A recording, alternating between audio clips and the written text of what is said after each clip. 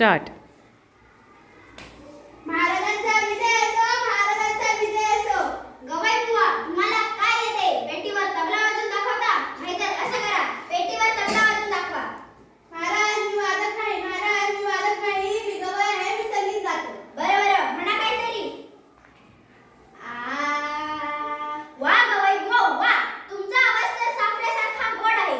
बोला, तुम्हाला काय बक्षीस हवे? महाराज, मला स्वतःलाही काही येत नको. महाराज, मला स्वतःलाही काही येत नको. संगीत आणि संगीताला वाईट दिवस आले आहेत. संगीत कलेसाठी काहीतरी करा.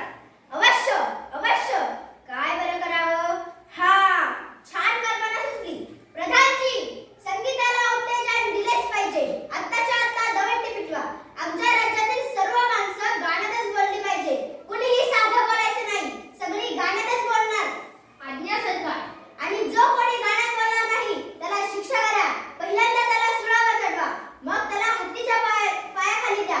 नंतर त्याचा कडेलोट करा आणि पुन्हा अशी चूक करणार नाही हे त्यांच्याकडून लिहून घ्या. ठीक आहे सरकार.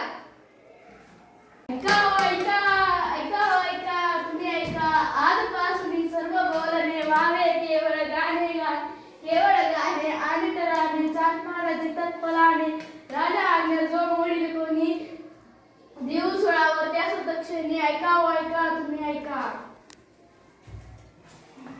जे जे हसून हसून तर आपलं पोट दुखायची वेळ आली. बुवा, जिकडे बघावं तिकडे लोक नुसते गातीच साधने, बोलत नाही कुठे. महाराजांची आज्ञा आहे ना, कोण मोडणार? काय आवाज भसाड येत आहे. त्यांनी सुद्धा गाण्यात बोलायचं म्हणजे काय? लोक अगदी त्रासून गेले